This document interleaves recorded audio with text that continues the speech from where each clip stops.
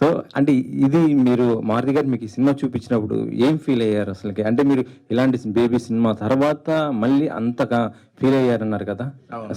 అసలుకి అంటే లవ్లో కొన్ని ఒక ట్రెండ్ ఉందండి. ఒక అమ్మాయికి ప్రేమిస్తాడు, ఆ అమ్మాయి ఒప్పుకోదు, ఆ అమ్మాయిని ఒప్పిస్తాడు, ఇలా లాస్ట్ జనరేషన్. ఇప్పుడు రిలేషన్షిప్లో ఉన్నప్పుడు వాళ్ళ మధ్య కొన్ని కాన్ఫ్లిక్ట్స్ ఉంటాయి జెన్యున్గా.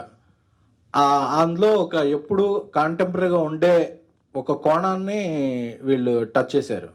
సో ఎందుకంటే లవ్లో ఉన్నప్పుడు వాళ్ళ ఇలా రిలేషన్షిప్లో ఒక పొసిటివ్నెస్ ఉంటుంది, ఒక అథారిటీ ఉంటుంది, ఒక కమాండ్ ఉంటుంది, ఒక డిమాండ్ ఉంటుంది. సో అన్నీ ఉన్నాయి ఇందులో.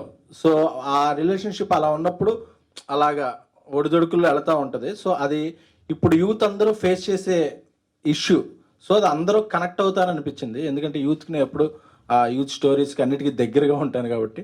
సో ఐ ఫీల్ ఇది వెంటనే యూత్ అందరికీ ఇక్కడే కాదు, తెలుగునే కాదు, తమిళనే కాదు, ఎక్కడైనా సరే ఇండియా యూత్కి ఇది బాగా కనెక్ట్ అయ్యే పాయింట్.